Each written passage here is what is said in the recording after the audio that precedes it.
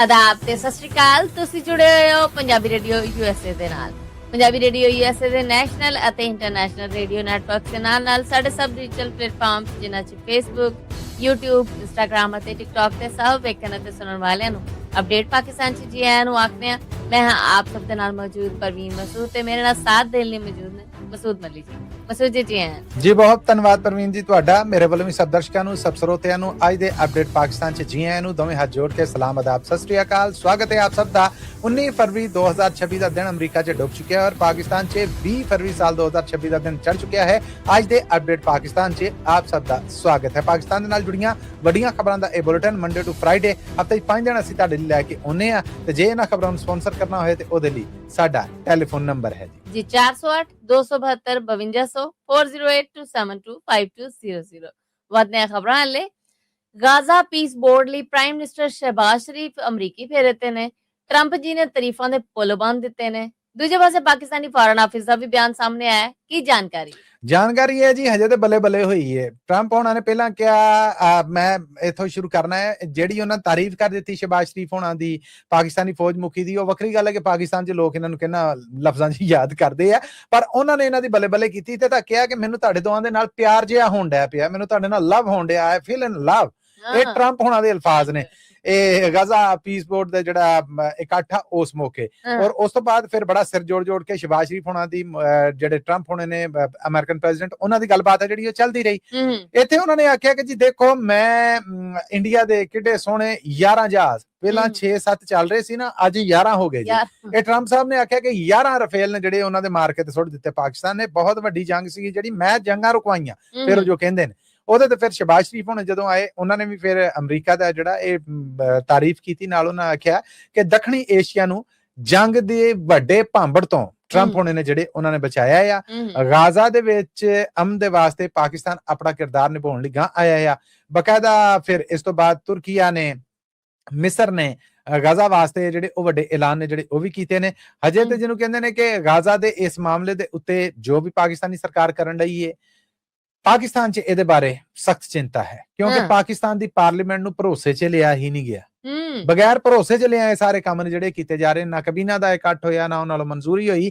Even ਕਿ ਹਕੂਮਤੀ ਵਜ਼ੀਰਾਂ ਨੂੰ ਕਹਿਣ ਕਿ ਤੁਸੀਂ ਪ੍ਰਾਈਮ ਮਿਨਿਸਟਰ ਕੈਬਨਿਟ 'ਚ ਜੇ, ਇਹ ਕਿੱਦਾਂ ਹੋਇਆ? ਉਹ ਕਹਿੰਦੇ ਹੈ ਹੋਇਆ, ਪਤਾ ਨਹੀਂ, ਸਾਨੂੰ ਤਾਂ ਕਿਸੇ ਨੇ ਪੁੱਛਿਆ ਹੀ ਨਹੀਂਗਾ, ਸਾਨੂੰ ਤੇ ਪਤਾ ਹੀ ਨਹੀਂਗਾ। ਇਹ ਨਿੱਕੀ ਗੱਲ ਨਹੀਂ ਹੈ ਕਿ ਇਹ ਫੈਸਲੇ ਕੁਝ ਉਤਲੇ ਲੈਵਲ ਤੇ ਹੋਏ ਔਰ ਕਿਸੇ ਦੀ ਇਦਾਂ ਧੌਣ ਫੜ ਕੇ ਅਮਰੀਕਾ ਨੇ ਕਰਾਏ ਆ।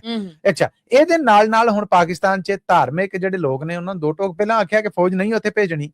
ਬਾਕੀ ਇਸਲਾਮੀ ਮੁਲਕ ਜਿਹੜੇ ਕਰਨ ਦੇ ਨੇ ਅਸੀਂ ਤੇ ਨਿਕਲਾਂਗੇ ਸੜਕਾਂ ਤੇ, ਅਸੀਂ ਤੇ ਕਰ ਦਾਂਗੇ ਸ਼ਟਰ ਡਾਊਨ, ਹੜਤਾਲ, ਪਈਆ ਕਰ ਦਾਂਗੇ ਜਾਮ। ਇੱਥੇ ਹੁਣ ਪਾਕਿਸਤਾਨੀ ਫਾਰਨ ਆਫਿਸ ਦੇ ਜਿਹੜੇ ਤਰਜਮਾਨ ਨੇ ਨਾ, ਤਾਹਰ ਹੁਸੈਨ ਇੰਦਰਾਬੀ ਹੋਣੇ, ਉਹਨਾਂ ਨੇ ਹਫ਼ਤਾਵਾਰ ਬਰੀਫਿੰਗ ਕੀਤੀ। ਉਹਨਾਂ ਆਖਿਆ ਕਿ ਗਾਜ਼ਾ ਦੇ ਮਾਮਲੇ ਦੇ ਵਿੱਚ ਪਾਕਿਸਤਾਨ ਦਾ ਕਿਰਦਾਰ ਜਿਹੜਾ ਉਹ ਕਿਸੇ ਤੋਂ ਢਕਿਆ ਛੁਪਿਆ ਨਹੀਂ। ਅਸੀਂ ਗਾਜ਼ਾ ਦੇ ਅਮਨ ਵਾਸਤੇ, ਫਲਸਤੀਨ ਦੇ ਅਮਨ ਵਾਸਤੇ, ਫਲਸਤੀਨੀਆਂ ਦੀ ਆਜ਼ਾਦੀ ਵਾਸਤੇ, ਉਹਨਾਂ ਦੇ ਹੱਕ, ਉਹਨਾਂ ਦੀ ਸਲਾਹ ਦੇ ਵਾਸਤੇ ਬਿਲਕੁਲ ਆਪਣੀ ਪਾਲਿਸੀ ਹੈ ਜਿਹੜੀ ਨੂੰ ਲੈ ਕੇ ਤੁਰਨ ਡਏ ਆ। ਅਸੀਂ ਗਾਜ਼ਾ ਦੇ ਅਮਨ ਦੇ ਵਾਸਤੇ ਕਿਰਦਾਰ ਨਿਭਾਵਾਂਗੇ। ਜੇ ਕੋਈ ਇਹ ਸੋਚਦਾ ਹੈ ਕਿ ਹਮਾਸ ਨੂੰ ਗੈਰ ਮੁਸੱਲਾ ਕਰਨਾ ਹੈ, ਹਥਿਆਰ ਸੁੱਟਣ ਤੇ ਮਜਬੂਰ ਕਰਨਾ ਹੈ, ਉਹਨਾਂ ਕੋਲ ਹਥਿਆਰ ਖੋਣੇ ਨੇ, ਉਹਨਾਂ ਨੂੰ ਲੜ ਕੇ ਸਰੈਂਡਰ ਕਰਾਉਣਾ, ਤੇ ਇਹ ਭੋਲਾ ਪਾਕਿਸਤਾਨ ਐਸਾ ਕੰਮ ਨਹੀਂ ਕਰੇਗਾ। ਇਹ ਬਿਆਨ ਐਨ ਉਸ ਟਾਈਮ ਸਾਹਮਣੇ ਆਇਆ ਜਦੋਂ ਪਾਕਿਸਤਾਨੀ ਪ੍ਰੈਜ਼ੀਡੈਂਟ ਉਹ ਸਮਝੌਤੇ ਦੇ ਦਸਤਖਤ ਤੋਂ ਬਾਅਦ ਟਰੰਪ ਹੋਣੇ ਨੇ ਜਿਹੜੇ ਉਹਨਾਂ ਨਾਲ ਜੱਫੀਆਂ ਕਰਦੇ ਫਿਰਦੇ ਨੇ ਔਰ ਇਹੋ ਜਿਹੇ ਬਿਆਨ ਆਉਂਦੇ ਨੇ। ਪਾਕਿਸਤਾਨੀ ਫਾਰਨ ਆਫਿਸ ਦਾ ਇਹ ਬਿਆਨ ਜਿਹੜਾ ਇਹ ਕਲੀਅਰ ਕਰਨ ਡਿਆ ਕਿ ਪਾਕਿਸਤਾਨੀ ਪਾਲਿਸੀ ਕੀ ਹੈ, ਪਰ ਇੱਥੇ ਅਮਰੀਕਾ 'ਚ ਜਿਹੜੀਆਂ ਤਕਰੀਰਾਂ ਹੋਣ ਰਹੀਆਂ ਉਹ ਪਰਵੀਨ ਕੁਛ ਹੋਰ ਨੇ। ਯਾਨੀ ਤਸਵੀਰ ਦਾ ਇੱਕ ਰੁਖ ਹੋਰ ਆ, ਦੂਜਾ ਹੋਰ ਆ। ਇਹ ਸ਼ਾਇਦ ਪਾਕਿਸਤਾਨੀ ਫਾਰਨ ਆਫਿਸ ਦਾ ਜਿਹੜਾ ਬਿਆਨ ਹੈ ਇਹ ਆਪਣੇ ਲੋਕਾਂ ਲਈ ਹੈ। ਅਮਰੀਕਾ 'ਚ ਕੀ ਕੁਛ ਹੋਣ ਡਿਆ ਉੱਥੇ ਤੇ ਤਾਰੀਫਾਂ ਦੇ ਪੁੱਲ ਜਿਹੜੇ ਉਹ ਵੱਜਣ ਡੇ ਨੇ ਕਿ ਨਹੀਂ ਜੀ ਤੁਹਾਡੇ ਵਰਗਾ ਤਾਂ ਕੋਈ ਨਹੀਂ। ਉਹ ਕਹਿੰਦਾ ਤੁਹਾਡਾ ਬਹੁਤ ਧੰਨਵਾਦ ਕਿ ਤੁਸੀਂ ਸਾਨੂੰ ਇਸ ਕਾਬਿਲ ਸਮਝਿਆ। ਤੇ ਇਹ ਹੁਣ ਮਾਮਲੇ ਆਉਣ ਵਾਲੇ ਵਕਤ ਵਿੱਚ ਆਪਣਾ ਰੰਗ ਵਿਖਾਉਣਗੇ। ਇਮਰਾਨ ਖਾਨ ਦੀ ਪਾਰਟੀ ਦੇ ਕੈਦੀ ਲੀਡਰਾਂ ਵੱਲੋਂ ਤੇ ਉਹਨਾਂ ਦੀਆਂ ਭੈਣਾਂ ਵੱਲੋਂ ਅੱਡੋ ਅੱਡ ਬਿਆਨ ਸਾਹਮਣੇ ਆਏ ਨੇ। ਕੀ ਜਾਣਕਾਰੀ ਜੀ? ਇਹ ਜਿਹੜੇ ਇਮਰਾਨ ਖਾਨ ਦੀ ਸਿਆਸੀ ਪਾਰਟੀ ਦੇ ਕੈਦੀ ਨੇ, ਇਹਨਾਂ ਦੇ ਵਿੱਚ ਉਹਨਾਂ ਦੇ ਕਹਿ ਲਵੋ ਕਿ ਇਮਰਾਨ ਖਾਨ ਤੋਂ ਬਾਅਦ ਆਲਟਰਨੇਟ ਜਿਹਨਾਂ ਨੂੰ ਸਮਝਿਆ ਜਾਂਦਾ ਹੈ, ਕੁਝ ਹਲਕੇ ਕਹਿੰਦੇ ਨੇ, ਉਹਨੇ ਸ਼ਾਹ ਮਹਿਮੂਦ ਕੁਰੈਸ਼ੀ ਹੋਣੇ। ਇਸ ਤੋਂ ਅੱਡ ਜਿਹੜੀਆਂ ਯਾਸਮੀਨ ਰਾਸ਼ਿਦ ਹੋਣੇ ਨੇ ਜਿਹੜੀਆਂ, ਉਹ ਨੇ ਇਜਾਜ਼ ਚੌਧਰੀ ਨੇ, ਮੀਆਂ ਮਹਿਮੂਦ ਰਸ਼ੀਦ ਨੇ, ਉਮਰ ਸਰਫਰਾਜ਼ ਚੀਮਾ ਨੇ। ਇਹਨਾਂ ਸਾਰਿਆਂ ਨੇ ਇੱਕ ਖਾਤਾ ਜਿਹੜੇ ਜੇਲ੍ਹ ਚੋਂ ਉਹ ਆਪਣੇ ਵਕੀਲ ਰਾਣਾ ਮੁਦੱਸਰ ਉਮਰ ਰਾਹੀਂ ਬਾਹਰ ਭੇਜਿਆ, ਜਿਹਦੇ ਚ ਉਹਨਾਂ ਨੇ ਆਪਣੀ ਸਿਆਸੀ ਪਾਰਟੀ ਨੂੰ ਇਹ ਆਖਿਆ ਕਿ ਰੋਜ਼ਿਆਂ ਦੇ ਮਹੀਨੇ ਕੋਈ ਇhtਜਾਜ ਨਾ ਕਰੋ, ਕੋਈ ਧਰਨਾ ਨਾ ਕਰੋ, ਕੋਈ ਜਲੂਸ ਨਾ ਕਰੋ, ਰੋਜ਼ੇ ਆਰਾਮ ਸਕੂਨ ਨਾ ਕੱਢੋ। ਨਾਲ ਹੀ ਉਹਨਾਂ ਨੇ ਹੁਕਮਰਾਨਾਂ ਨੂੰ ਇਹ ਆਖਿਆ ਕਿ ਇਮਰਾਨ ਦੀ ਸਿਹਤ ਦੇ ਉੱਤੇ ਉਹਨੂੰ ਸਿਆਸੀ ਤਸੀਹੇ ਨਾ ਦੇਵੋ। ਸਿਆਸਤ ਕਰਨੀ ਹੈ, ਸਿਆਸਤ ਕਰੋ, ਸਾਨੂੰ ਤੁਸੀਂ ਕੈਦਾਂ 'ਚ ਸੁੱਟਿਆ, ਝੂਠੇ ਮੁਕੱਦਮਿਆਂ 'ਚ ਫਸਾਇਆ, ਅਸੀਂ ਅੰਦਰ ਹਾਂ, ਅਸੀਂ ਸਬਰ ਕਰਨੇ, ਸ਼ੁਕਰ ਕਰਨੇ, ਤੰਗ ਹੋਣ ਡੇ, ਪਰ ਇਮਰਾਨ ਖਾਨ ਦੀ ਸਿਹਤ ਦੇ ਉੱਤੇ ਅਸੀਂ ਤੁਹਾਨੂੰ ਇਹ ਕੰਮ ਕਰਨ ਲਈ ਵਾਰਨ ਕਰਨ ਡੇ ਆ ਕਿ ਨਾ ਕਰੋ। ਇਹ ਖਾਤਾ ਹੈ ਸਾਹਮਣੇ। ਉਧਰ ਇਮਰਾਨ ਖਾਨ ਹੋਣਾ ਦੀ ਭੈਣ ਹੈ ਜਿਹੜੀ, ਜ਼ਾਹਿਰ ਹੈ ਕਿ ਪਾਕਿਸਤਾਨ 'ਚ ਕੱਲ ਵੀਰਵਾਰ ਸੀਗੀ, ਮੁਲਾਕਾਤ ਦਾ ਦਿਨ ਸੀਗਾ, ਇੱਕ ਵਾਰ ਫਿਰ ਉਹਨਾਂ ਨੂੰ ਨਹੀਂ ਮਿਲਣ ਦਿੱਤਾ ਗਿਆ, ਕੋਈ ਪਾਰਟੀ ਮੁਲਾਕਾਤ ਨਾ ਲੀਡਰ ਦੀ ਹੋਈ ਨਾ ਭੈਣਾਂ ਦੀ ਹੋਈ। ਉਸੇ ਤਰ੍ਹਾਂ ਜੇਲ੍ਹ ਦੇ ਸਾਹਮਣੇ ਉਹ ਵਿਚਾਰੀਆਂ ਰੋਜ਼ਾ ਰੱਖ ਕੇ ਵਾਪਸ ਆ ਗਈਆਂ। ਮੀਡੀਆ ਨੂੰ ਦਿੱਤਾ ਜਿਹੜਾ ਬਿਆਨ ਆ ਉਹਦੇ ਵਿੱਚ ਉਹਨਾਂ ਨੇ ਆਖਿਆ ਸੀਗਾ ਕਿ ਆਖਰੀ ਵਾਰ ਇਮਰਾਨ ਖਾਨ ਨੂੰ ਜਦੋਂ ਮੇਰੀ ਭੈਣ ਟੱਕਰੀ ਸੀਗੀ ਤੇ ਉਹਨੇ ਉਹੀ ਬਿਆਨ ਜਿਹੜਾ ਪਿਛਲਾ ਆ, ਇਮਰਾਨ ਖਾਨ ਨੇ ਚਿੰਤਾ ਜ਼ਾਹਰ ਕੀਤੀ ਹੈ ਕਿ ਮੈਨੂੰ ਮੁਕਾ ਦਿੱਤਾ ਜਾਏਗਾ, ਮੈਨੂੰ ਇਹ ਮਾਰ ਦੇਣਗੇ, ਮੈਨੂੰ ਕਤਲ ਕਰ ਦੇਣਗੇ। ਹੁਣ ਅਸੀਂ ਸੁਪਰੀਮ ਕੋਰਟ ਤੋਂ ਬਾਅਦ ਇਸਲਾਮਾਬਾਦ ਹਾਈ ਕੋਰਟ ਦੇ ਮੂੰਹ ਵੱਲ ਵੇਖਣ ਦੇ ਆ ਕਿ ਇਮਰਾਨ ਖਾਨ ਦੇ ਨਾਲ ਮੁਲਾਕਾਤਾਂ ਔਰ ਇਲਾਜ ਦੇ ਮਾਮਲੇ ਦੇ ਉੱਤੇ ਸਾਡੀਆਂ ਦਿੱਤੀਆਂ ਅਰਜ਼ੀਆਂ ਜਿਹੜੀਆਂ ਇਹ ਦਾਇਰ ਕੀਤੇ ਕੇਸ ਨੇ ਜਿਹੜੇ ਉਹਨਾਂ ਦੇ ਸੁਣਵਾਈ ਹੋਏ। ਨਾਲ ਹੀ ਉਹਨਾਂ ਨੇ ਆਖਿਆ ਕਿ ਮੈਂ ਚਾਹੁੰਦੀ ਹਾਂ ਕਿ ਇਸਲਾਮਾਬਾਦ ਹਾਈ ਕੋਰਟ ਦੇ ਜਿਹੜੇ ਜਸਟਿਸ ਡੋਗਰ ਹੋਣੇ ਨੇ ਉਹ ਸਾਡੇ ਇਹਨਾਂ ਕੇਸਾਂ ਨੂੰ ਵੇਖਣ। ਜੇ ਇਮਰਾਨ ਖਾਨ ਨੂੰ ਜ਼ਮਾਨਤ ਲੱਭਦੀ ਹੈ ਤੇ ਅਸੀਂ ਉਹਨੂੰ ਜੇਲੋਂ ਘਰ ਨਹੀਂ ਖੜਨਾ, ਅਸੀਂ ਉਹਨੂੰ ਜੇਲੋਂ ਸਿੱਧਾ ਅਲ ਸ਼ਫਾ ਹਸਪਤਾਲ ਖੜਨਾ ਹੈ ਜਿੱਥੇ ਉਹਦੇ ਜ਼ਾਤੀ ਡਾਕਟਰ ਨੇ ਜਿਹੜੇ ਉਹਦਾ ਇਲਾਜ, ਦਵਾ ਦਾਰੂ ਔਰ ਚੈੱਕਅਪ ਜਿਹੜਾ ਉਹ ਕਰਨਗੇ। ਇਹ ਦੋ ਅੱਡੋ-ਅੱਡ ਬਿਆਨ ਨੇ ਜਿਹੜੇ ਉਹ ਪ੍ਰਵੀਨ ਸਾਹਮਣੇ ਆਏ। ਮਰੀਮ ਨਵਾਜ਼ ਨੇ ਮੁਸਾਫਰ ਜਹਾਜ਼ ਖਰੀਦਿਆ ਹੈ, खूब चर्चा चल रही, रौला की है मसूद? वावा अजकल हथ खुला है जी, परसा ਜਿਹੜਾ ਉਹਦਾ ਕਹਿ ਲਓ ਸਰਕਾਰੀ ਖਜ਼ਾਨੇ ਵਾਲਾ ਉਹਦੇ ਚ ਵਾਵਾ ਖਰਚ ਰਹੇ। ਕਦੀ ਬਲੋਚਿਸਤਾਨ ਜਾ ਕੇ ਪੰਜਾਬ ਦੇ 10 ਅਰਬ ਦੇ ਕੇ ਆਉਂਦੇ ਨੇ, ਕਦੀ ਉਹਨਾਂ ਦਾ ਜਿਹੜਾ ਚਾਚਾ ਹੈ ਮੁਲਕ ਦਾ ਪ੍ਰਾਈਮ ਮਿਨਿਸਟਰ ਸ਼ਹਿਬਾਜ਼ ਸ਼ਰੀਫ ਹੋਣੇ, ਉਹ ਕਹਿੰਦੇ ਨੇ ਕਿ ਜੀ ਫੈਡਰਲ ਸਰਕਾਰ ਦੇ ਬਹੁਤ ਸਾਰੇ ਮਨਸੂਬੇ ਨੇ ਜਿਹੜੇ ਪੰਜਾਬ ਸਰਕਾਰ ਦੇ ਪੈਸਿਆਂ ਤੋਂ, ਉਹਨਾਂ ਦੇ ਖਰਚਿਆਂ ਤੋਂ ਚੱਲਣ ਦੇ ਨੇ। ਆਮ ਲੋਕ ਨੇ ਜਿਹੜੇ ਉਹ ਚਲਾਨਾਂ ਤੋਂ ਤੰਗ ਆਏ ਪਏ ਨੇ ਕਿ ਯਾਰ ਕਿਹੜੀ ਮੁਸੀਬਤ ਦੇ ਵਿੱਚ ਫਸ ਗਏ ਹੈ। ਔਰ ਇਧਰ ਪੰਜਾਬ ਸਰਕਾਰ ਕਹਿੰਦੀ ਅਸੀਂ ਆਪਣੀ ਇੱਕ ਜਿਹੜੀ 에ਅਰਲਾਈਨ ਆ ਉਹ ਸ਼ੁਰੂ ਕਰਨ ਜਾ ਰਹੇ ਹਾਂ, 에ਅਰ ਪੰਜਾਬ। ਤੇ ਹੁਣ ਜਿਹੜਾ ਮੁਸਾਫਰ ਜਹਾਜ਼ ਖਰੀਦਿਆ ਇਹਦੇ ਸਖਤ ਨੁਕਤਾਚੀਨੀ ਇਹ ਸੀਗੀ ਕਿ ਖਜ਼ਾਨਾ ਜਿਹੜਾ ਇਹਨੂੰ ਅੰਨੇ ਵਾਹ ਕਿੱਧਰ ਤੁਰੀ ਜਾ ਰਹੇ। ਇਹ ਜਹਾਜ਼ ਮਰੀਮ ਨਵਾਜ਼ ਉਹਨਾਂ ਨੇ ਆਪਣੇ ਲਈ ਲਿਆ ਆ। ਇਹ ਜਦੋਂ ਖਬਰ ਸਾਹਮਣੇ ਆਈ ਤੇ ਫਿਰ ਪੰਜਾਬ ਸਰਕਾਰ ਦੇ ਤਰਜਮਾਨ ਨੇ ਕਿਹਾ ਕਿ ਜੀ ਫਿਲਹਾਲ ਉਹਨਾਂ ਕੋਲ ਰਹੇਗਾ, ਇਹ ਗੱਲ ਗਲਤ ਆ ਗਈ, ਉਹਨਾਂ ਆਪਣੇ ਲਈ ਲਿਆ। ਪੰਜਾਬ ਸਰਕਾਰ ਅੱਗੇ 에ਅਰ ਪੰਜਾਬ ਇੱਕ 에ਅਰਲਾਈਨ ਬਣਾਉਣ ਜਾ ਰਹੀ ਹੈ, ਇਹ ਜਹਾਜ਼ ਉਸ ਬੇੜੇ ਦਾ ਹਿੱਸਾ ਹੋਏਗਾ। ਅਸੀਂ ਦੁਨੀਆ ਦੇ ਬਹੁਤ ਸਾਰੇ ਮੁਲਕਾਂ ਦੇ ਨਾਲ ਗੱਲਬਾਤ ਕਰ ਰਹੇ ਹਾਂ ਜਿੱਥੋਂ ਅਸੀਂ 에ਅਰ ਜਹਾਜ਼ ਨੇ ਜਾਂ 에ਅਰ ਬੱਸਿਸ ਨੇ ਜਾਂ ਜਹਾਜ਼ ਨੇ ਜਿਹੜੇ ਉਹ ਅਸੀਂ ਲੀਜ਼ ਤੇ ਵੀ ਲੈਣੇ ਆ। ਸੋ ਇਹ ਉਸ ਬੇੜੇ ਦਾ ਹਿੱਸਾ ਹੈ। ਇਹ ਕਹਿਣਾ ਕਿ ਮਰੀਮ ਨਵਾਜ਼ ਹੋਣਾ ਨੇ ਆਪਣੇ ਝੂਠਣ ਲਈ ਲਿਆ, ਇਹ ਗੱਲ ਗਲਤ ਹੈ ਜੀ। ਪੰਜਾਬ ਚੋਂ 20 ਗੈਰ ਮੁਲਕੀ ਅਫਗਾਨਾਂ ਨੂੰ ਬੇਦਖਲ ਕੀਤਾ ਗਿਆ ਹੈ, ਕੀ ਖਬਰ ਹੈ ਜੀ? ਇਹ ਗੈਰ ਕਾਨੂੰਨੀ ਅਫਗਾਨ ਸਨ। ਜਦੋਂ ਪਾਕਿਸਤਾਨ ਨੇ ਇਹ ਪਾਲਿਸੀ ਦਾ ਐਲਾਨ ਕੀਤਾ ਹੈ ਕਿ ਜੀ ਹੁਣ ਅਫਗਾਨ ਨੋ ਮੋਰ, ਸਾਨੂੰ ਇੱਥੇ ਨਹੀਂ ਚਾਹੀਦੇ ਔਰ ਇਹਨਾਂ ਨੂੰ ਅਸੀਂ ਤੋਂ ਕੱਢਣਾ ਹੀ ਕੱਢਣਾ। ਇਹ ਵੇਖੋ ਕਿ ਇਹ ਅਫਗਾਨਾਂ ਦੇ ਏਦਾਂ ਕੱਟਣ ਦੇ ਨਾਲ ਹੁਣ ਪਾਕਿਸਤਾਨ ਦੇ ਜਿਹੜੇ ਅਫਗਾਨਿਸਤਾਨ ਦੇ ਬਾਰਡਰ ਦੇ ਨਾਲ ਜੁੜਦੇ ਇਲਾਕੇ ਜਾਂ ਸੂਬੇ ਨੇ ਉਹਨਾਂ ਦੇ ਸ਼ਹਿਰਾਂ ਦੇ ਵਿੱਚ ਪ੍ਰਵੀਨ ਅਤਗਰਦੀ ਧਮਾਕੇ ਹਮਲੇ ਨੇ ਜਿਹੜੇ ਉਹ ਰਹਿ ਗਏ।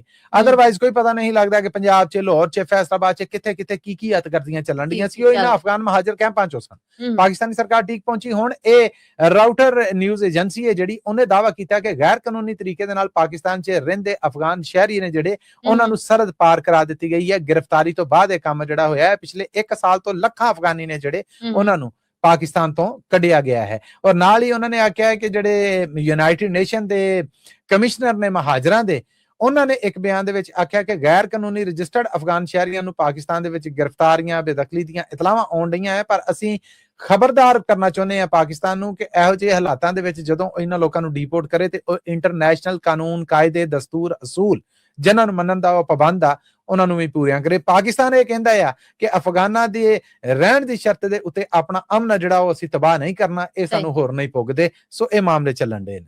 ਆਮ ਸ਼ਹਿਰੀਆਂ, ਮਜ਼ਦੂਰਾਂ, ਮੁਸਾਫਰਾਂ ਤੇ ਸਿਕਿਉਰਿਟੀ ਜ਼ਿੰਮੇਦਾਰਾਂ ਦਾ ਕਤਲ ਹਰਾਮ ਹੈ, ਬਲੋਚਿਸਤਾਨ ਦੇ ਧਾਰਮਿਕ ਆਲਮਾਂ ਦਾ ਸਾਂਝਾ ਫਤਵਾ। ਜੀ ਬਿਲਕੁਲ ਜੀ। ਇਹ ਹਰ ਫਿਰਕੇ ਕਹਿ ਲਵੋ ਕਿ ਸੁੰਨੀ, ਸ਼ੀਆ, ਦਿਓਬੰਦੀ, ਵਹਾਬੀ, ਜਿਹੜਾ ਵੀ ਤੁਸੀਂ ਕਹਿ ਲਵੋ, ਇਹ ਸਾਰੇ ਫਿਰਕਿਆਂ ਦੇ ਧਾਰਮਿਕ ਆਲਮ ਨੇ ਜਿਹੜੇ ਉਹ ਬਲੋਚਿਸਤਾਨ ਦੀ ਰਾਜਧਾਨੀ ਕੋਇਟਾ ਹੈ ਜਿਹੜੇ ਉੱਥੇ ਇਕੱਠੇ ਹੋਏ ਨੇ, ਜਿਹਦੇ ਵਿੱਚ ਉਹਨਾਂ ਨੇ ਸਾਂਝਾ ਫਤਵਾ ਦਿੱਤਾ ਹੈ ਔਰ ਆਖਿਆ ਹੈ ਕਿ ਇਸਲਾਮ ਧਰਮ ਆ ਜਿਹੜਾ ਉਹ ਇਜਾਜ਼ਤ ਨਹੀਂ ਦਿੰਦਾ ਕਿ ਤੁਸੀਂ ਆਮ ਬੇਕਸੂਰ ਸ਼ਹਿਰੀ ਨੇ ਜਿਹੜੇ ਉਹਨਾਂ ਨੂੰ ਆਪਣੇ ਮਤਲਬ, ਆਪਣੇ ਮਕਸਦ, ਆਪਣੇ ਫਾਇਦੇ ਵਾਸਤੇ, ਆਪਣੇ ਰੋਬ ਦਬੇ, ਆਪਣੀ ਲੜਾਈ ਵਾਸਤੇ ਉਹਨਾਂ ਨੂੰ ਮਾਰ ਦੋ, ਜਿਨ੍ਹਾਂ ਦਾ ਉਸ ਲੜਾਈ ਨਾਲ ਲੈਣਾ ਦੇਣਾ ਕੋਈ ਨਹੀਂ ਗਿਆ।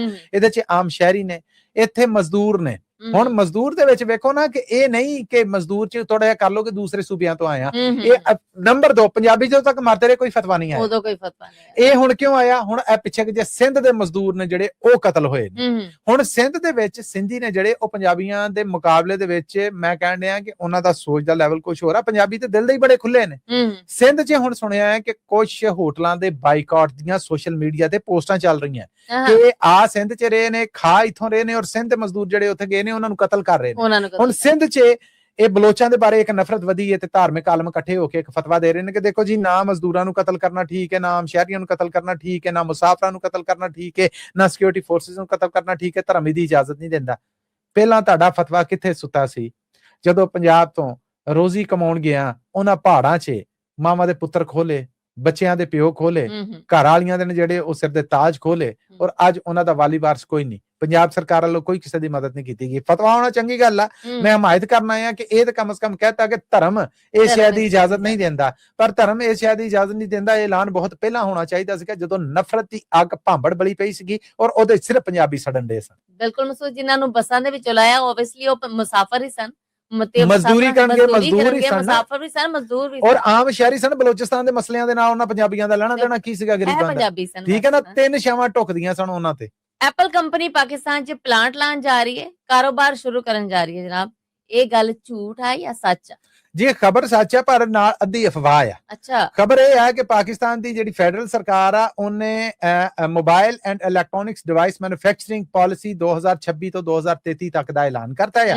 ਔਰ ਨਾਲ ਹੀ ਪਾਕਿਸਤਾਨ ਦੀ ਫੈਡਰਲ ਸਰਕਾਰ ਆ ਜਿਹੜੀ ਉਹਨੇ ਐਪਲ ਕੰਪਨੀ ਜਿਹੜੀ ਕਿ ਆਈਫੋਨ ਪੂਰੀ ਦੁਨੀਆ ਜਿਹੜਾ ਮਸ਼ਹੂਰ ਆ, ਇਹ ਇਸ ਕੰਪਨੀ ਦੀ ਪ੍ਰੋਡਕਟ ਚੋਂ ਇੱਕ ਆ। ਇਹ ਕੰਪਨੀ ਅਮਰੀਕਨ ਆ, ਇਹਦਾ ਦੇਸ਼ ਕੈਲੀਫੋਰਨੀਆ ਹੈ।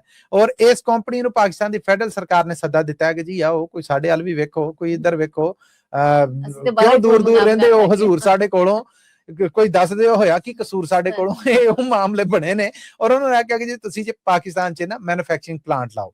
ਹੁਣ ਐਪਲ ਕੰਪਨੀ ਨੇ ਅੱਗੋਂ ਸਿੱਧਾ ਸਾਫ਼ ਹੈ ਪੱਧਰਾ ਚਿੱਟੇ ਚੋਲਾਂ ਵਰਗਾ ਜਵਾਬ ਦਿੱਤਾ। ਉਹਨਾਂ ਕਿਹਾ ਭਾਰਤ ਸਾਡੇ ਤੇ 6% ਟੈਕਸ ਲਾਉਂਦਾ, ਤੁਸੀਂ ਘੱਟ ਕਰੋ। ਅੱਛਾ, ਨੰਬਰ 2 ਤੁਸੀਂ ਘੱਟ ਕਰ ਵੀ ਦੇਵੋ ਤੇ ਅਸੀਂ ਵੇਖਾਂਗੇ, ਸੋਚਾਂਗੇ ਕਿ ਇੱਥੇ ਪਲਾਂਟ ਲਾਉਣਾ ਚਾਹੀਦਾ ਹੈ ਜਾਂ ਕੀ ਕਰਨਾ ਚਾਹੀਦਾ। ਹਾਂ, ਜੇ ਤੁਸੀਂ ਸਾਡੀਆਂ ਸ਼ਰਤਾਂ ਆਧਾਰਿਤ ਇਹ ਸਾਰੇ ਕੰਮ ਕਰ ਲੈਂਦੇ ਜੇ, ਮੰਨ ਜਾਂਦੇ ਜੇ, ਤੇ ਅਸੀਂ ਇਹ ਕਰਾਂਗੇ ਕਿ ਮੁੱਢਲੇ ਤੌਰ ਤੇ ਅਸੀਂ ਪਾਕਿਸਤਾਨ 'ਚ 3 ਸਾਲਾਂ ਵਾਸਤੇ 2 ਜਾਂ 3 ਸਾਲਾਂ ਵਾਸਤੇ ਪਹਿਲਾਂ ਮੋਬਾਈਲ ਫੋਨ ਜਿਹੜੇ ਮੁਰੰਮਤ ਹੈ ਜਿਹੜੀ ਉਹਨਾਂ ਦੀ ਉਹ ਔਰ ਦੁਬਾਰਾ ਜੋੜ ਜੰਤ ਕਰਕੇ ਇੱਥੇ ਹੈ ਜਿਹੜੀ ਉਹ ਕਰਾਂਗੇ।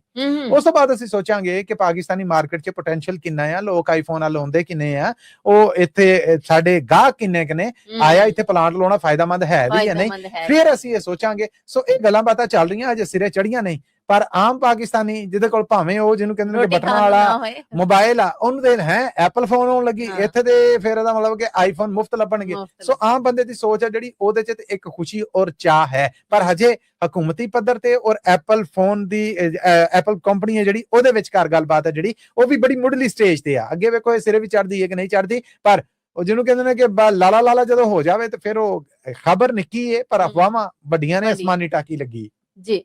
ਮਸੂਦ ਦੇ ਨਾਲ ਹੀ ਅਸੀਂ ਆਪਣੇ ਸਰੋਤਿਆਂ ਕੋਲ ਲੈਣੀ ਇਜਾਜ਼ਤ, ਪਰ ਜਾਣ ਤੋਂ ਪਹਿਲੇ ਉਹੀ ਇੱਕ ਗੱਲ ਜਿਹੜੀ ਸੀ ਹਰ ਵਾਰ ਕਰਨੇ ਹੁੰਦੇ ਆ। ਇਹ ਖਬਰਾਂ ਤੁਹਾਡੇ ਵਾਸਤੇ ਪੰਜਾਬੀ ਰੇਡੀਓ ਯੂਐਸਏ ਦੇ ਨੈਸ਼ਨਲ ਔਰ ਇੰਟਰਨੈਸ਼ਨਲ ਰੇਡੀਓ ਨੈਟਵਰਕ ਦੇ ਨਾਲ ਸਾਡੇ ਡਿਜੀਟਲ ਪਲੇਟਫਾਰਮ ਜਿਨ੍ਹਾਂ 'ਚ ਪੰਜਾਬੀ ਰੇਡੀਓ ਯੂਐਸਏ ਦਾ ਫੇਸਬੁੱਕ ਹੈ, ਇੰਸਟਾਗ੍ਰਾਮ ਹੈ, ਟਿਕਟੌਕ ਹੈ, YouTube ਹੈ। ਇਹਦੇ ਨਾਲ ਪੰਜਾਬੀ ਟੀਵੀ ਯੂਐਸਏ ਦੇ ਟਿਕਟੌਕ ਦੇ ਉੱਤੇ ਵੀ ਪੇਸ਼ ਕੀਤੀਆਂ ਜਾਂਦੀਆਂ। ਹਫ਼ਤੇ 'ਚ 5 ਦਿਨ ਮੰਡੇ ਟੂ ਫਰਾਈਡੇ ਖਬਰਾਂ ਲੈ ਕੇ ਅਸੀਂ ਤੁਹਾਡੇ ਰੂਬਰੂ ਹਾਜ਼ਰ ਹੁੰਨਾ ਆ। ਜੇ ਸਮਝਦੇ ਜੇ ਕਿ ਇਹ ਖਬਰਾਂ ਤੁਹਾਡੇ ਕਾਰੋਬਾਰ ਵਪਾਰ ਦੇ ਵਧਾਅ ਵਾਸਤੇ ਫਾਇਦਾਮੰਦ ਸਾਬਤ ਹੋ ਸਕਦੀਆਂ ਤੇ ਇਹਨਾਂ ਨੂੰ ਸਪਾਂਸਰ ਵੀ ਜ਼ਰੂਰ ਕਰੋ। ਜੀ ਸਾਡੇ ਸਪਾਂਸਰ ਕਰਨ ਲਈ ਨੰਬਰ ਹੈਗਾ ਜੀ 408 272 5500 4082725200। ਇਹਦੇ ਨਾਲ ਹੀ ਅਪਡੇਟ ਪਾਕਿਸਤਾਨ ਦੇ ਵਿੱਚੋਂ ਸਾਨੂੰ ਦਿਓ ਇਜਾਜ਼ਤ। ਅਗਲੀ ਅਪਡੇਟ ਪਾਕਿਸਤਾਨ ਤੱਕ ਲਈ ਮੇਰਾ ਤੁਹਾਡਾ ਸਾਡਾ ਸਾਰਿਆਂ ਦਾ ਰੱਬ ਰਾਖਾ।